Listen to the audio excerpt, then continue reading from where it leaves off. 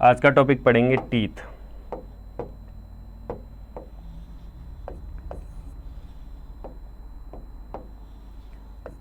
Structure of teeth. Teeth का मतलब क्या है बच्चों? टीथ का मतलब है थन। थन की संरचना पढ़ेंगे। अडर के अंदर एक थन की संरचना कैसे होती है देखेंगे बच्चों। पहले हमने बात की थी, ये एक अडर है, इस अडर में 4 थन हैं। ये आगे वाले 2 थन और ये पीछे वाले 2 थन हैं। आगे वाले थनों से जो मिल्क प्रोडक्शन होता है वो टोटल मिल्क का 40% जो दूध है वो आगे वाले थनों से आता है, और पीछे वाले थनों से मिल्क प्रोडक्शन कितना होता है? 60%। मतलब पीछे वाले थनों से दूध कितना आता है? 60% आता है। और इन दोनों थनों के बीच में या चारों थनों के बीच में क्या पाया जाता है? संयोजी ऊतक का सेप्टम पाया जाता है, जो कि संक्रमण को एक थन से दूसरे थन में फैलने नहीं देता है। देखेंगे अब एक थन की संरचना पढ़ेंगे। एक थन के अंदर टीथ कैनाल कैसे होती हैं देखेंगे। एक थन के अंदर टीथ कैनाल कैसे होती हैं, क्या क्या स्ट्रक्चर और क्या क्या संरचनाएं पाई जाती हैं एक थन के अंदर। देखो बच्चों, ये हैं सबसे पहले थन के अंदर क्या पाए जाते हैं? लोब्स पाए जाते हैं। ये एक लोब्स, ये दूसरी लोब्स, इस प्रकार लोब्स पाई जाती हैं। ठीक है बच्चों, ये लोब्स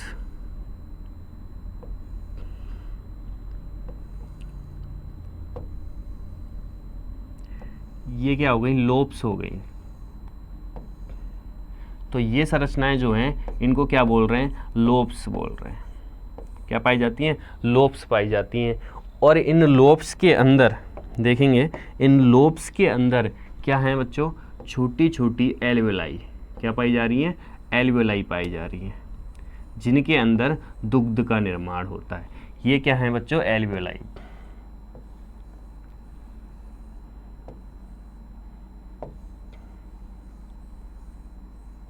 ये सारी क्या है? एल्वेलाई। और इन एल्वेलाई के ऊपर छोटी छोटी क्या पाई जाती हैं? कोशिकाएं पाई जाती हैं।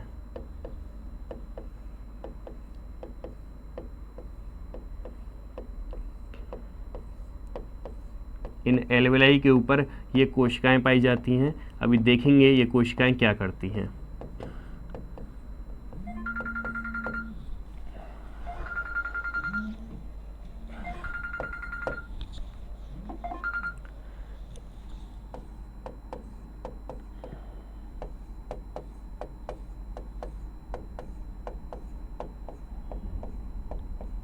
देखेंगे बच्चों, ये जो है सबसे पहले की बात कर रहे हैं, ये क्या है? ये लोब्स हैं। और ये रेड कलर की जो दिख रही हैं, इस संरचना को क्या बोल रहे हैं? इस संरचना को बच्चों हम बोल रहे हैं एल्वेओलाई। इसको क्या बोल रहे हैं? एल्वेओलाई बोल रहे हैं।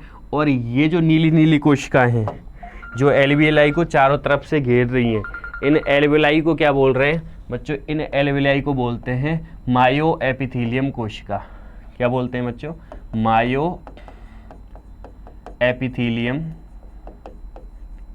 सेल्स। मायो एपिथेलियम सेल्स।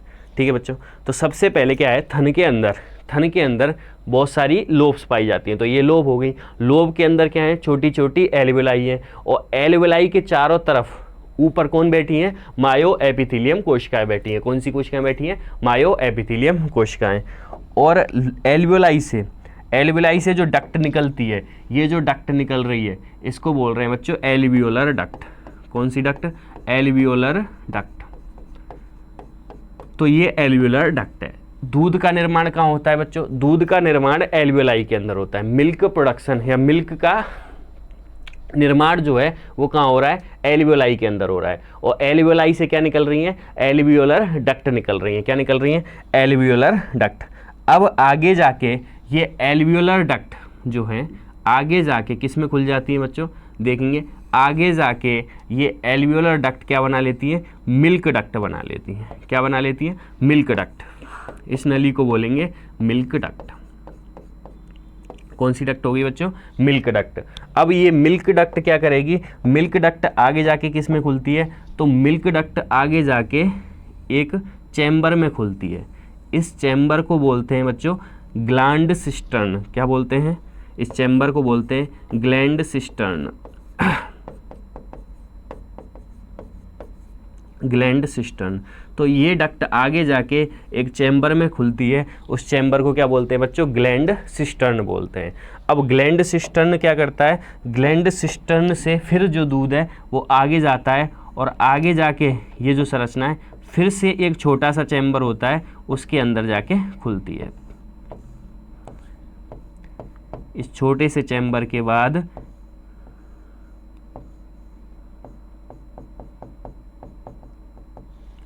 इस छोटे से चैम्बर को क्या बोलते हैं बच्चों? इस छोटे से चैम्बर को बोलते हैं टीट सिस्टर्न। Tit cistern.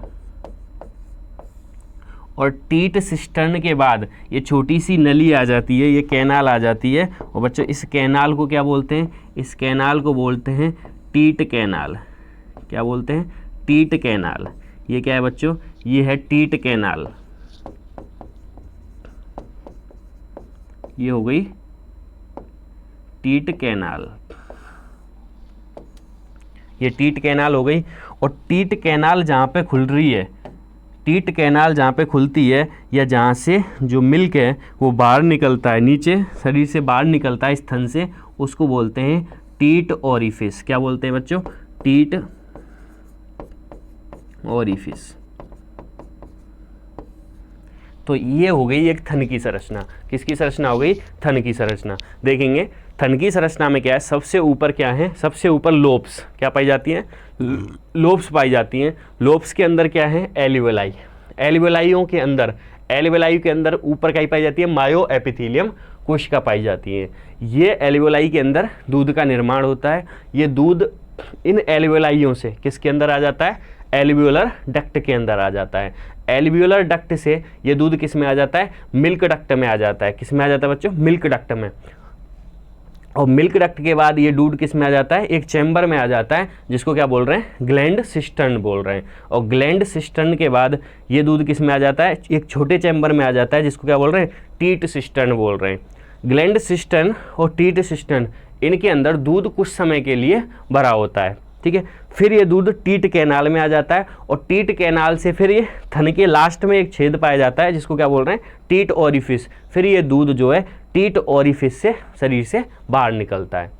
अब जब बछड़ा गाय के या भैंस के लगता है थनों पे, तभी ही दूध क्यों निकलता है? अपने आप बिना बछड़े छोड़े या बिना मसाज किए दूध क्यों नहीं निकलता थनों से? तो देखेंगे बच्चों, दूध जो है वो सारा दूध गाय का एल्वियोलाई में ही बनता है। जब दूध निकालते हैं उस समय ही दूध एल्वियोलाई से निकलना स्टार्ट करता है, और कुछ मात्रा में दूध जो है वो ग्लैंड सिस्टर्न और टीट सिस्टर्न में स्टोर होता है। कुछ समय के लिए ग्लैंड सिस्टर्न इस चैम्बर में और इस चैम्बर में दूध जो है, मिल्क जो है वो स्टोर होता है।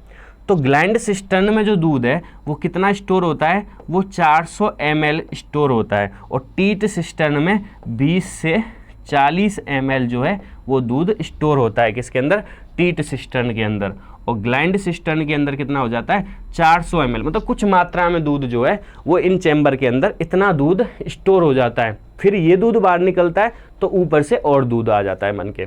तो देखेंगे सबसे पहले क्या होता है। सबसे पहले बच्चा जो है, बच्चा क्या करेगा? थन के अंदर, किसके अंदर? थनों को क्या करेगा? सक करेगा। तो क्या होगा? सकिंग होगी। थनों की क्या होगी बच्चों? सकिंग होगी थनों में। या फिर क्या कर रहे हो तुम? या फिर तुम मसाज कर रहे हो। क्या कर रहे हो? मसाज। थनों की मसाज करने से या सकिंग करने से, थनों की मसाज या थनों की सकिंग करने से उसके अंदर की नर्व्स जो हैं, तंत्रिका हैं, वो एक्टिवेट हो जाती हैं। और इस प्रोसेस को बोलते हैं न्यूरो इंडोक्राइन रिफ्लेक्स। क्या बोलेंगे बच्चों? Neuro endocrine reflex. Neuro endocrine reflex generate हो जाता है। क्या होता है? जब बछड़ा थनों को पीता है या मसाज करते हो तुम हाथ से, तो थनों के अंदर की नर्व्स हैं, उनके अंदर क्या जनरेट हो जाता है? क्या पैदा हो जाता है? न्यूरो इंडोक्राइन रिफ्लेक्स पैदा हो जाता है। ये न्यूरो इंडोक्राइन रिफ्लेक्स जो है वो कहाँ जाता है? ये न्यूरो इंडोक्राइन रिफ्लेक्स एक इंडोक्राइन ग्रंथि कौन सी ग्रंथि, पीयूष ग्रंथि के पास जाता है बच्चों, कौन सी ग्रंथि के पास, पीयूष ग्रंथि, पिट्यूटरी ग्लैंड, मास्टर ग्लैंड इसी को बोलते हैं बच्चों। तो ये न्यूरो इंडोक्राइन रिफ्लेक्स कहाँ से, टीथ से, थन से निकल कर, थन से कब रिफ्लेक्स चालू होता है, जब सकिंग और मसाज होती है और ये निकलता है पीयूष ग्रंथि पर, और पीयूष ग्रंथि पर निकलने से क्या होता है, जैसे ये रिफ्लेक्स पीयूष ग्रंथि में पहुंचता है, पीयूष ग्रंथि एक हार्मोन का स्रावण करती है, कौन सा हार्मोन बच्चों, ऑक्सीटोसिन हार्मोन, कौन सा, ऑक्सीटोसिन हार्मोन, ऑक्सीटोसिन हार्मोन निकलता है पीयूष ग्रंथि से। जैसे ही ये न्यूरो इंडोक्राइन रिफ्लेक्स जनरेट होता है, पीयूष ग्रंथि पे पहुंचता है, पीयूष ग्रंथि क्या निकालती है, ऑक्सीटोसिन हार्मोन निकालती है, और ऑक्सीटोसिन हार्मोन क्या करता है बच्चों, ऑक्सीटोसिन हार्मोन आगे जाके कौन सी कोशिकाओं में, मायो एपिथेलियल कोशिका, कहाँ पर है, देखो ये रही एल्वेलाई के ऊपर क्या है, मायो एपिथेलियल कोशिका। तो इन मायो एपिथेलियल कोशिका में ऑक्सीटोसिन क्या कराता है, संकुचन कराता है, क्या कराता है बच्चों, संकुचन कराता है। जब इन मायो एपिथेलियल कोशिका में जोर जोर से संकुचन होते हैं, किसकी वजह से, ऑक्सीटोसिन हार्मोन की वजह से, तो ये संकुचन की वजह से एल्वेलाई से दूध उतरना स्टार्ट हो जाता है। क्या होता है बच्चों, जब मायो एपिथेलियल सेल्स, मायो मतलब मसल्स, एपिथेलियम मतलब एपिथेलियम ऊतक की कोशिकाएं, तो जब इन मसल्स में क्या होता है, कॉन्ट्रैक्शन होता है, तो यहाँ से दूध उतरना स्टार्ट होता है। तो दूध उतारना किसने करवाया बच्चों, ऑक्सीटोसिन हार्मोन ने, किसने करवाया, ऑक्सीटोसिन ने। सबसे पहले क्या हुआ, टीट ओरिफिस में सकिंग या मसाज हुई, जिससे रिफ्लेक्स जनरेट हुआ, ये रिफ्लेक्स पीयूष ग्रंथि पे गया और वहाँ पे क्या किया, ऑक्सीटोसिन हार्मोन ने, कौन सी हार्मोन ने, ऑक्सीटोसिन हार्मोन ने क्या कराया, मायो एपिथेलियम सेल से कॉन्ट्रैक्शन कराया, जिससे दूध उतरा। तो दूध उतारने के लिए, दूध निकालने के लिए कौन सा हार्मोन जिम्मेदार है, ऑक्सीटोसिन। तो इसीलिए बच्चों देखेंगे ऑक्सीटोसिन हार्मोन को, कौन से हार्मोन को, ऑक्सीटोसिन हार्मोन को क्या बोल रहे हैं, ऑक्सीटोसिन हार्मोन को बोलते हैं मिल्क लेट डाउन हार्मोन। क्या बोलते हैं बच्चों, मिल्क लेट डाउन हार्मोन। मतलब क्या है, मिल्क लेट डाउन हार्मोन का मतलब है दूध को निकालने वाला, दूध उतारने वाला हार्मोन, दूध उतारने वाला हार्मोन। तो बच्चों ये है किसकी, टीट की संरचना और टीट के अंदर दूध कैसे निकलता है उसके बारे में। तो दूध उतारने के लिए कौन सा हार्मोन जिम्मेदार है, ऑक्सीटोसिन। ऑक्सीटोसिन हार्मोन कहाँ पे संकुचन करवाता है, मायो एपिथेलियल कोशिकाओं पर। तो सबसे पहले देखेंगे टीथ की संरचना में पढ़ें, टीथ के अंदर सबसे पहले क्या आती है, सबसे पहले लोब्स, और सबसे बाद में क्या आती है, टीथ ओरिफिस आते हैं। तो एक बार देखेंगे बच्चों आगे कि टीथ की नेक्स्ट पेज पे देखेंगे। तो टीथ के अंदर सबसे पहले बात करें, टीथ के अंदर कौन सी संरचना कहाँ से शुरू होती है, देखेंगे।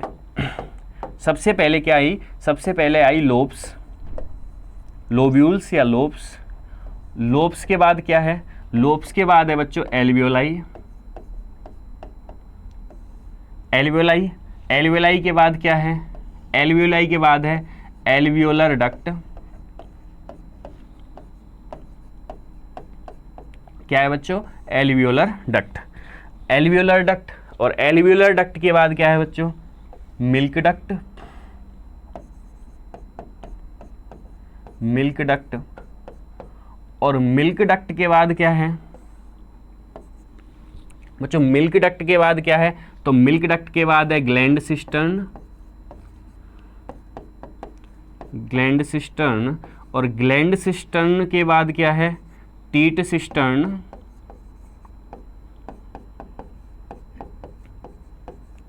और टीट सिस्टर्न के बाद क्या है बच्चों, टीट कैनाल। और टीट कैनाल के बाद क्या है बच्चों, टीट ओरिफिस।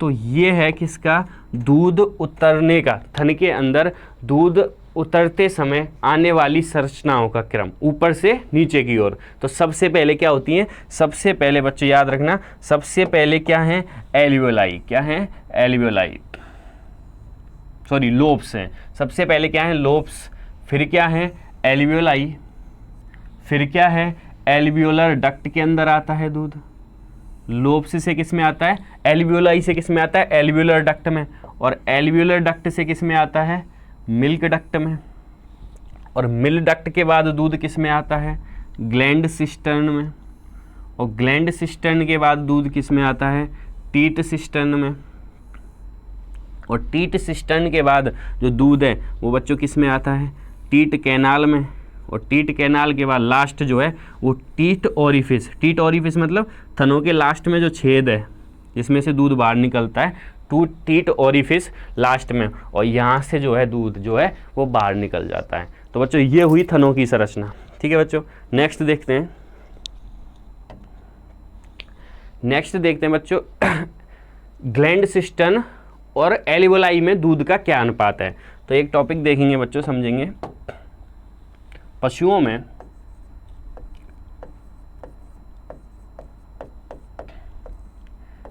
में एल्वियोलाई तथा सिस्टर्न में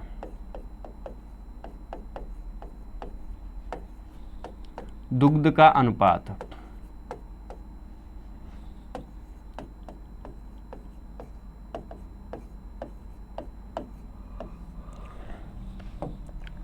इसका मतलब ये है बच्चों कि एल्वियोलाई तथा सिस्टर्न में, किसके अंदर, एल्वियोलाई तथा सिस्टर्न में, एक तो किसमें, एल्वियोलाई और तथा सिस्टर्न में दूध का अनुपात कितना है। जैसे मैंने बोला कुछ मात्रा में दूध जो है वो ग्लैंड सिस्टर्न और टीट सिस्टर्न, जो नीचे छोटे छोटे चैम्बर हैं थनों के पास, उनके अंदर भरा रहता है, और बाकी का सारा दूध कहाँ से आता है, एल्वियोलाई से आता है। जो एल्वियोलाई है उनके अंदर ही दूध बनता है और उनसे ही दूध उतरता है, जब दूध निकालते हैं वहीं से निकलता है। लेकिन कुछ जंतुओं में सिस्टर्न में दूध रहता है, तो किसी में एल्वियोलाई से, पूरा दूध एल्वियोलाई से निकलता है। तो वो देखेंगे वो किस में क्या होता है। सबसे पहले बात करें बकरी के अंदर। बच्चों गोट के अंदर, बकरी के अंदर देखेंगे, बकरी के अंदर जो दूध है वो एल्वियोलाई में कितना होता है, तो एल्वियोलाई में जो बकरी के अंदर दूध है वो 20% होता है। कितना होता है, 20%। और बाकी का जो दूध है वो किस में होता है, 80% किस में होता है, सिस्टर्न में। इसका मतलब ये है कि ऑक्सीटोसिन हार्मोन दूध कब निकालेगा, जब दूध एल्वियोलाई में होगा। क्यों, क्योंकि एल्वियोलाई के ऊपर क्या है, मायो एपिथेलियल कोशिकाएं, उनमें संकुचन होगा तो एल्वियोलाई से दूध निकलेगा। लेकिन जब ग्लैंड सिस्टर्न या टीट सिस्टर्न में दूध होगा तो तुम थनों को सीधा दबाओगे तो दूध निकल जाएगा। ठीक है, तो बकरी के अंदर क्या होता है बच्चों, 20% दूध ही किसमें होता है, एल्वियोलाई में। बाकी का बकरी का दूध जो है वो अपने आप नीचे उतरता रहता है और सिस्टर्न में भर जाता है। ठीक है, तो बकरी में, इसीलिए क्या बोलते हैं, इसीलिए बकरी का सबसे ज्यादा दूध कहाँ पर है भाई, सिस्टर्न में। पूरा का पूरा दूध सिस्टर्न में ही है। ठीक है भाई, तो बकरी में इसीलिए बोलते हैं कि बकरी से दूध कभी भी निकाला जा सकता है, दूध कभी भी निकाला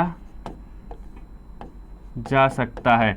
जब तुम्हें चाय बनानी हो तभी बकरी से ताज़ा दूध निकाल सकते हो भाई, हैं। कोई ज़रूरत नहीं है कि सुबह हो गई शाम हो गई या तुम्हें बछड़ा छोड़ना पड़ेगा या कुछ भी करना पड़ेगा, कोई ज़रूरी नहीं है भाई। क्यों, क्योंकि बकरी के एल्वियोलाई में दूध नहीं होता है, दूध कहाँ होता है, सिस्टर्न के अंदर होता है। तो बकरी से कभी भी दूध निकाला जा सकता है। बकरी से दूध निकालने के लिए क्या बच्चों, बकरी से दूध निकालने के लिए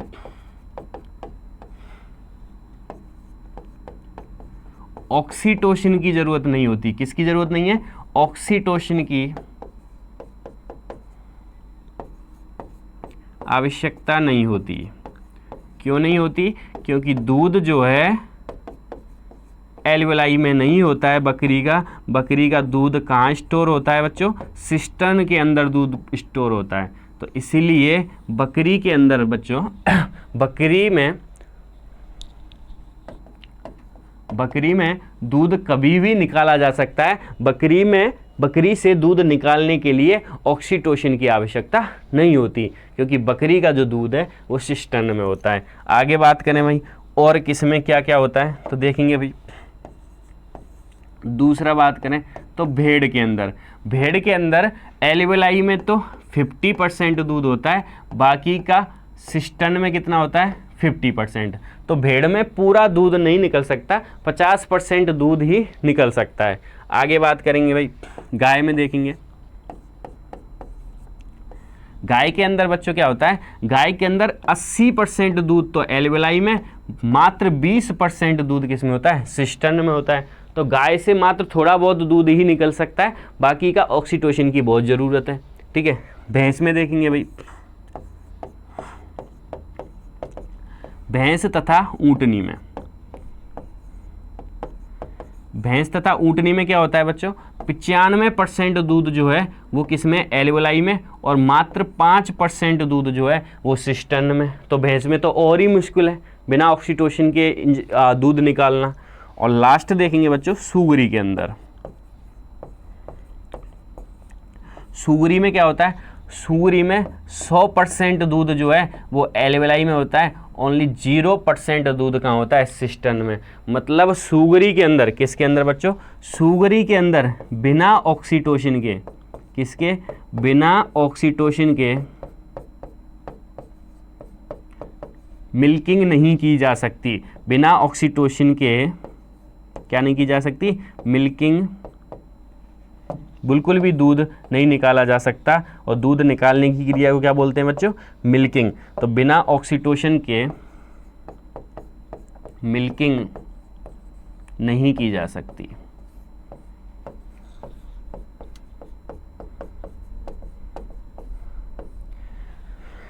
तो सुगरी के अंदर क्या है बच्चों, बिना ऑक्सीटोसिन के मिल्किंग नहीं की जा सकती। क्यों नहीं की जा सकती, तो वो तुम्हारे सामने है। क्यों, क्योंकि सर सुगरी के अंदर पूरा का पूरा दूध एल्वेलाई में, और एल्वेलाई से दूध जब ही निकलेगा जब मायो एपिथीलियम कोशिका में संकुचन होगा। और संकुचन को कौन कराता है, ऑक्सीटोसिन हार्मोन कराता है। कौन कराता है बच्चों, ऑक्सीटोसिन हार्मोन। नेक्स्ट देखेंगे बच्चों, नेक्स्ट नोट डाल के लिखेंगे, एक पॉइंट देखेंगे। अभी हमने पढ़ा मिल्क लेट डाउन हार्मोन, कौन सा भाई, मिल्क लेट डाउन हार्मोन।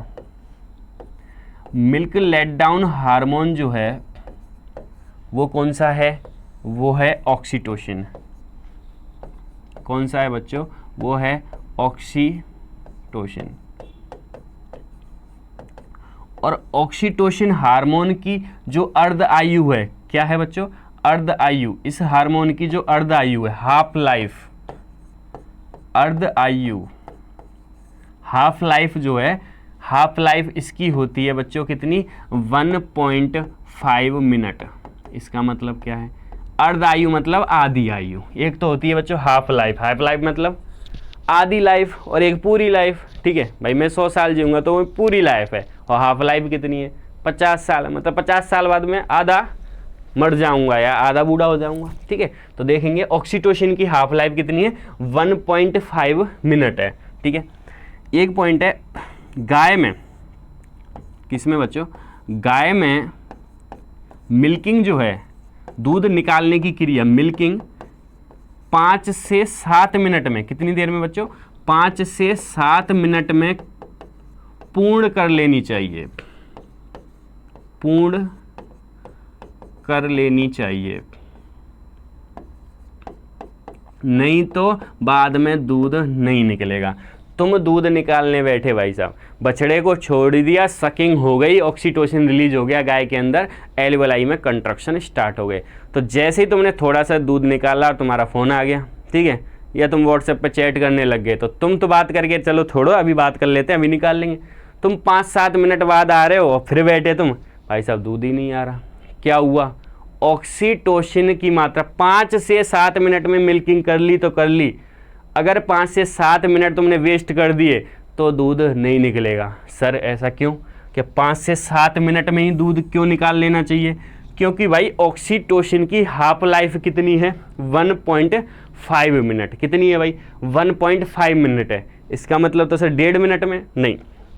देखो भाई, जैसे ही तुम दूध निकालने बैठे, ऑक्सीटोसिन रिलीज हुआ, मान लेते हैं ऑक्सीटोसिन जो है वो कितना रिलीज हुआ, तो इस पॉइंट को यहाँ देख रहे हैं, 2 ml मान लेते हैं, 2 ml रिलीज हुआ। ठीक है बच्चों, बाकी ये बहुत कम मात्रा में होता है रिलीज। ठीक है, मान लेते हैं 2 ml रिलीज हुआ। अब 1.5 मिनट बाद, कितने मिनट बाद बच्चों, 1.5 मिनट में इसकी आधी आयु कितनी है, 1.5 मिनट में ये कितना बचेगा, 1 ml। कितना बचा, 1 ml। भाई आधी आयु हाफ लाइफ कितनी है, 1.5 मिनट, मतलब 2 ml ऑक्सीटोसिन रिलीज हुआ, वो संकुचन कराता है। 1.5 मिनट बाद कितना बचेगा, 1 ml। अगली 1.5 मिनट में कितना बचेगा, 0.5 ml सर। अगली 1.5 मिनट में कितना बचेगा, हैं, अगली 1.5 मिनट में कितना बचेगा, 0.25 ml। और अगली 1.5 मिनट में कितना बचेगा, देखो भाई, अगली 1.5 मिनट में 0.125 ml, और अगली 1.5 मिनट में वो खत्म सा ही हो जाएगा। ठीक है भाई, तो क्या हुआ, 2 ml रिलीज हुआ और कुछ 1.5 मिनटों बाद, कुछ मिनटों बाद वो 0 हो गई उसकी क्वांटिटी। और जब ऑक्सीटोसिन ही नहीं रहा शरीर में तो एल्वियोलाई में संकुचन होंगे ही नहीं, संकुचन नहीं होंगे तो भाई क्या होगा, दूध ही नहीं निकलेगा, हैं। तो ये 1.5 मिनट की लो कितनी हुई, एक तो 1.5 मिनट रही, 1.5 और 1.5 मिनट ये रही, तो 1.5 और 1.5 कितनी हो गई भाई, 3, और 1.5 और 1.5 कितनी हो गई, 6 मिनट। तो कितनी हो गई टोटल मिनट, कितनी हो गई बच्चों, 6 मिनट। और मैं यहाँ क्या लिख रहा हूँ, तो 6 मिनट में अर्धायु कितनी हो रही है, 0। मतलब ऑक्सीटोसिन की क्वांटिटी, ऑक्सीटोसिन की मात्रा शरीर में 6 से 7 मिनट में खत्म हो जाती है। तो वही तो बात कर रहे हैं हम, गाय में मिल्किंग जो है, गाय में दूध दोहने की क्रिया कितनी देर में कर लेनी चाहिए, 5 से 7 मिनट में पूर्ण कर लेनी चाहिए। क्यों, क्योंकि 5 से 7 मिनट बाद सर शरीर में ऑक्सीटोसिन की मात्रा 0 हो जाती है। क्यों हो जाती है, क्योंकि सर ऑक्सीटोसिन की अर्धायु जो हाफ लाइफ है वो कितनी होती है, 1.5 मिनट होती है। कितनी होती है बच्चों, 1.5 मिनट होती है। तो ये हुआ। नेक्स्ट देखेंगे बच्चों, नेक्स्ट बात करते हैं कि किस पशु की टीट के अंदर, किस पशु के थन के अंदर कितनी थन कैनाल, टीट कैनाल पाई जाती हैं। तो देखेंगे बच्चों, किस पशु के अंदर कितनी टीट कैनाल पाई जाती हैं, ये देखेंगे।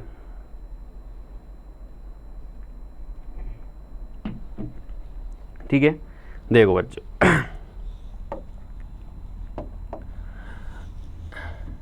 एक तरफ लिखेंगे पशु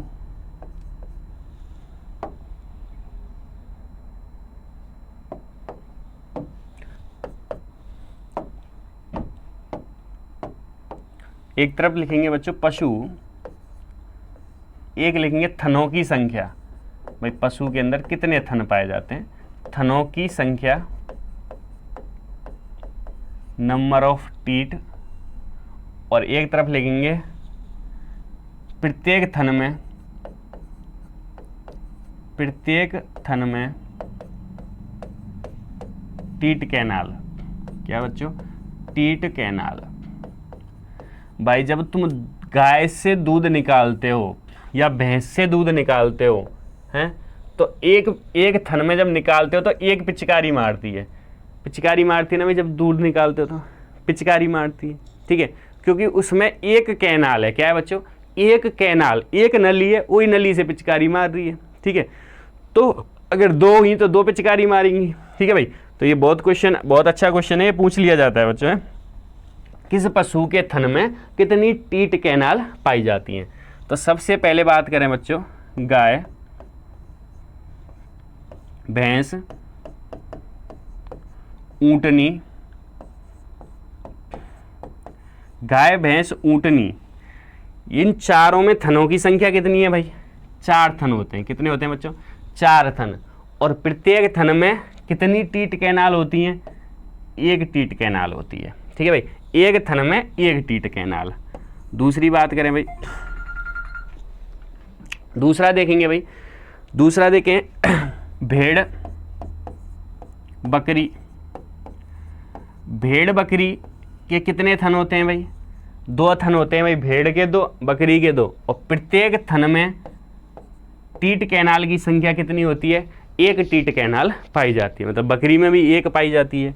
नेक्स्ट देखेंगे भाई, नेक्स्ट देखें भाई घोड़ी, घोड़ी में थनों की संख्या कितनी है भाई, घोड़ी में थनों की संख्या कितनी है, 2। और टीट कैनाल, प्रत्येक थन में टीट कैनाल कितनी पाई जाती हैं? याद रखना भाई, घोड़ी के एक थन में टीट कैनाल 2 पाई जाती हैं, ठीक है। तो घोड़ी के प्रत्येक थन में टीट कैनाल जो हैं वो 2 पाई जाती हैं, याद रखना। नेक्स्ट देखेंगे, नेक्स्ट बात करें किसकी? सुअरी। तो सुअरी के कितने थन होते हैं भाई? तो सर सुअरी के तो बहुत सारे होते हैं। कितने होते हैं भाई? 7 जोड़ी या 14 थन होते हैं। कितने होते हैं? 14 थन। और प्रत्येक थन में टीट कैनाल जो है, एक थन में कितने छेद होते हैं? वही टीट कैनाल। सुअरी के भी हर थन में 2 टीट कैनाल होती हैं। कितनी होती हैं? 2 टीट कैनाल होती हैं भाई। नेक्स्ट बात करें भाई, कुतिया। कुतिया के अंदर कितने थन होते हैं भाई? तो कुतिया के अंदर 10 थन होते हैं। कितने होते हैं? 10 थन होते हैं। और प्रत्येक थन में कितनी टीट कैनाल होती हैं? तो याद रखना भाई, सबसे इंपॉर्टेंट, कुतिया के अंदर एक थन में 8 से 20, कितनी? 8 से 20 टीट कैनाल होती हैं। कितनी होती है बच्चों? 8 से 20 टीट कैनाल होती हैं। तो ये हुआ बच्चों पशु, किस पशु में कितने थन होते हैं और प्रत्येक थन में कितनी टीट कैनाल पाई जाती हैं। नेक्स्ट देखेंगे,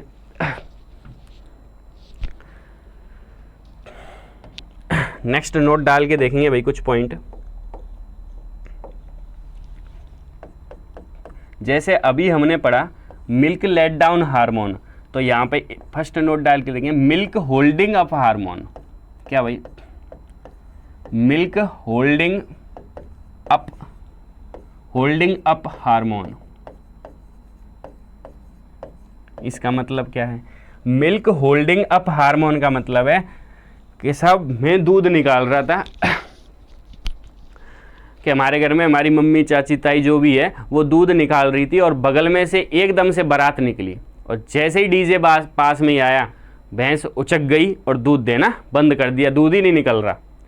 ऐसा क्या हुआ कि मैं दूध निकाल रहा था और एकदम से मेरे पापा गाड़ी लेके आ गए और भैंस एकदम से डर गई और दूध उतरना भैंस का जो है वो बंद हो गया। सर ये अचानक से ऐसा क्या हो जाता है कि दूध निकलना ही बंद हो जाता है? कि ऑक्सीटोसिन तो निकल गया, वो तो खत्म नहीं हुआ। तो दूध उतारने की क्रिया को रोकने वाला हार्मोन कौन सा है? Milk holding up hormone. एक हार्मोन स्रावित होता है भाई, देखेंगे क्या बोलते हैं, मिल्क होल्डिंग अप हार्मोन। इसका मतलब क्या है बच्चों? इसका मतलब है दूध उतारने को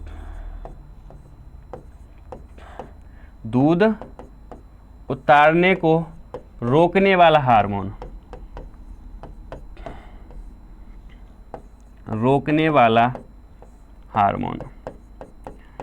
दूध उतारने को रोकने वाला hormone, milk holding up hormone कौन सा है बच्चों?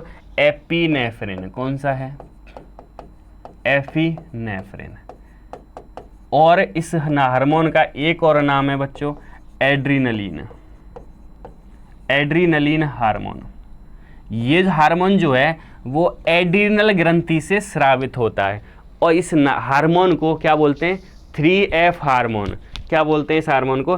FFF, फाइट, फियर और फ्लाइट हार्मोन।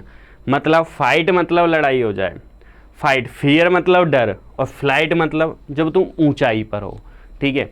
तो ये हार्मोन शरीर में निकलता है और ये हार्मोन क्या करता है कि ये जो तुम्हारी एल्वियोलाई है और एल्वियोलाई के ऊपर ये क्या है बच्चों? मायो एपिथेलियम कोशिका। और मायो एपिथेलियम कोशिका पर क्या करता है? कौन? ऑक्सीटोसिन आकर क्या करता है? इनमें संकुचन करवाता है। अब क्या हुआ? जब भी तुम्हें डर लगता है तो कौन सा हार्मोन? तुम्हारे सामने भूत आ जाए अचानक से, शरीर के अंदर एपिनेफ्रिन हार्मोन स्रावित होगा। कोई गलत काम कर दो, कुछ कांड कर दो, घर पर पापा क्या गए, डंडा लेके आ गए, एपिनेफ्रिन हार्मोन, एड्रीनलिन हार्मोन स्रावित होगा। और ये हार्मोन जो है वो क्या है? वैसोकॉन्स्ट्रिक्टर। मतलब बच्चों हमारी ब्लड वेसल्स में धमनियां हैं, उनमें कॉन्स्ट्रक्शन करेगा और जिससे हमारा ब्लड प्रेशर बढ़ जाता है, हृदय की धड़कन बढ़ जाती है, ठीक है। जब भी तुम्हें डर लगेगा हृदय धड़ धड़ धड़ धड़ तेज धड़कने लगेगा। तो ये जो है वैसोकॉन्स्ट्रिक्टर भी है भाई, हैं। एड्रीनलिन जो है एपिनेफ्रिन क्या है? वैसोकॉन्स्ट्रिक्टर है, ठीक है। ब्लड प्रेशर को बढ़ाता है, हृदय की धड़कनों को बढ़ाता है। ये क्या करता है? ऑक्सीटोसिन जब ये क्या करता है? कैसे दूध उतारने को कैसे रोकता है? जैसे ही गाय भैंस के सामने बैंड बाजे बारात बज रहे हैं, ठीक है, कोई ट्रैक्टर आ गया, तुम गाड़ी लेके आ गए, डंडा दिखा दिया ज़्यादा ज़ोर से, 2-3 मार दिए, तो गाय भैंस डर जाती है, और डर गई तो क्या होगा, एफिनेफ्रिन रिलीज हो गया। अब एफिनेफ्रिन क्या करेगा भाई, एफिनेफ्रिन क्या करेगा, इस मायो एपिथेलियम कोशिकाओं पे जाके बैठ जाएगा, और जहाँ पर ऑक्सीटोसिन क्या कर रहा था, वर्क कर रहा था, उस ऑक्सीटोसिन को अपना काम नहीं करने देगा। मतलब ऑक्सीटोसिन मायो एपिथेलियम कोशिका पे जहाँ पे एक्शन करता है उस साइट को, उस जगह को ब्लॉक कर देता है। कौन, एपिनेफ्रिन, ठीक है। तो क्या होगा, तो दूध नहीं निकलेगा, ठीक है भाई। तो milk holding up hormone, milk दूध उतारने को रोकने वाला हार्मोन कौन सा है बच्चों, एपिनेफ्रिन, या क्या बोल रहे हैं इसको, एड्रीनलिन हार्मोन बोल रहे हैं। क्या बोल रहे हैं, एड्रीनलिन हार्मोन, ठीक है, याद रखना भाई। नेक्स्ट देखेंगे,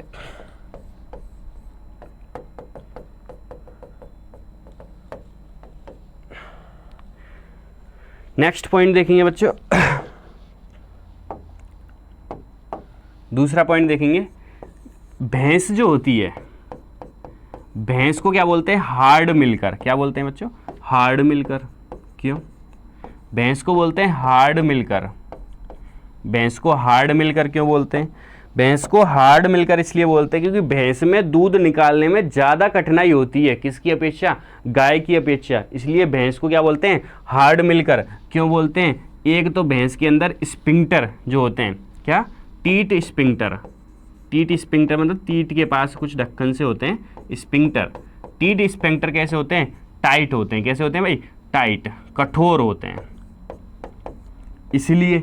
और दूसरा क्या है, टीट कैनाल, भैंस के अंदर क्या है, टीट कैनाल कैसी होती है बच्चों, पतली होती है। कैसी होती है, पतली। तो भैंस के अंदर दूध निकालने में ज़्यादा दम लगाना पड़ता है। क्यों, टीट कैनाल पतली होती है और टीट स्पिंक्टर जो है कठोर होते हैं। जबकि बच्चों गाय को सॉफ्ट मिलकर बोलते हैं। क्या बोलते हैं बच्चों, गाय को क्या बोलते हैं, गाय को बच्चों सॉफ्ट मिलकर।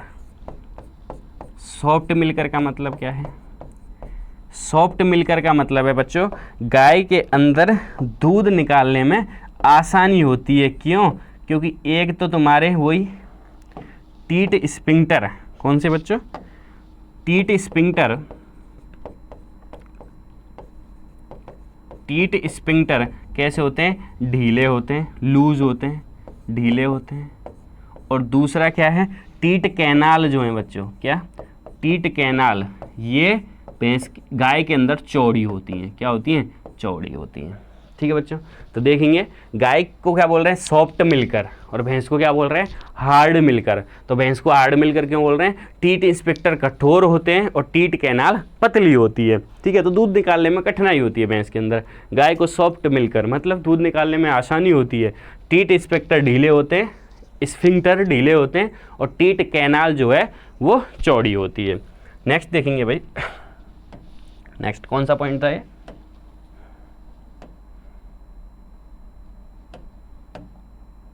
हाँ अच्छा, ये देख रहे थे हम सॉफ्ट मिल्क, तीसरा पॉइंट। चौथा पॉइंट देखेंगे,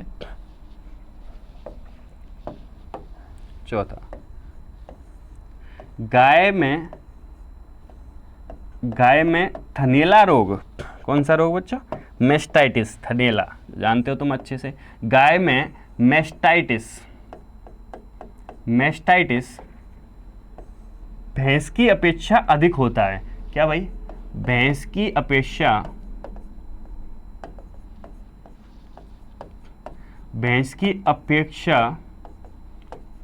अधिक होता है। क्यों बच्चों, तो ये भी वैसे तुम्हें पता है कि थनैला रोग जो मैस्टाइटिस है वो ज़्यादा दूध देने वाले पशुओं में होता है। किसमें होता है, ज़्यादा दूध देने वाले पशुओं में, और सर्वाधिक गाय में होता है। गाय में भी सर्वाधिक कौन सी गाय में होता है बेटा, जर्सी में होता है। एचएफ देती, किसमें, सॉरी एचएफ के अंदर। तो मैस्टाइट, क्योंकि एचएफ जो है सबसे ज़्यादा दूध देती है। तो बच्चों क्या है, गाय में मैस्टाइटिस जो है भैंस की अपेक्षा अधिक होता है। क्यों भाई, गाय में अधिक क्यों होता है, क्योंकि गाय में, पहला, क्योंकि गाय में टीट कैनाल चौड़ी होती है। अभी पढ़ा हमने, टीट कैनाल चौड़ी होती हैं। तो टीट कैनाल चौड़ी होती हैं तो सर बात ये है कि थनैला रोग का जो बैक्टीरिया है, जीवाणु है, वो मुंह से नहीं घुसता भाई, हैं। थनैला रोग जो एक पशु से दूसरे पशु में या इन्वायरमेंट से पशु में होता है, तो वो मुंह से, बैक्टीरिया कहाँ से घुसेगा, मुंह से, आँख से, वायरस बैक्टीरिया जो भी है, ठीक है। थनैला रोग किससे होता है, बैक्टीरिया से, तो बैक्टीरिया कहाँ से घुसेगा, मुंह से घुसेगा, नाक से घुसेगा, कहीं से घुसेगा, ठीक है। तो मैस्टाइटिस थनैला रोग का जो बैक्टीरिया है वो गाय भैंसों में थनों से घुसता है। कहाँ से घुसता है भाई, थनों से। तो याद रखना है वो थनों से घुसता है, और जिसके थन चौड़े उसके अंदर बैक्टीरिया ज़्यादा घुसेगा। तो भाई टीट कैनाल चौड़ी है किसकी, गाय की, तो गाय में ज़्यादा होगा, ज़्यादा घुसेगा वो। और दूसरा क्या है, टीट स्पेंक्टर, दूध निकालने के बाद गाय के अंदर क्या होता है बच्चों, टीट स्पिक्टर जो होते हैं, क्या होते हैं, टीट स्फिंक्टर जो होते हैं, जो छेद होते हैं, ठीक है, वो बंद होने में बहुत समय लगा लेते हैं भाई। गाय दूध निकालने के बाद जो छेद हैं वो बंद हो जाते हैं। ये गाय में क्या होता है, गाय में ये जो हैं वो 30 सेकंड से अधिक टाइम तक खुलते हैं, 30 सेकंड से अधिक टाइम तक खुले रहते हैं, अधिक समय तक खुले रहते हैं। तो ज़्यादा समय तक खुले रहेंगे तो ज़्यादा ही क्या होगा भाई, ज़्यादा चांस होंगे किसके, बैक्टीरिया के थनों में घुसने के ज़्यादा चांसेस रहेंगे, ठीक है। तो ये हुआ नेक्स्ट पॉइंट देखेंगे बच्चों। ये हुआ कि गाय में थनैला ज़्यादा होता है। एक भाई दूध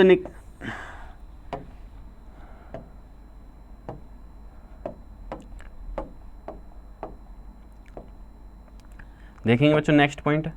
नेक्स्ट ये मिल्किंग की क्रिया, किसकी, दूध निकालने की क्रिया, मतलब पशु में मिल्किंग जो है, मिल्किंग पशु में कौन सी तरफ से करनी चाहिए। तो याद करो बच्चों, दूध निकालते हो तो गाय के बाईं ओर से या दाईं ओर किधर बैठते हैं, मिल्किंग करने के लिए, दूध निकालने के लिए, है ना। तो ये तो कॉमन सी बात है, याद करो।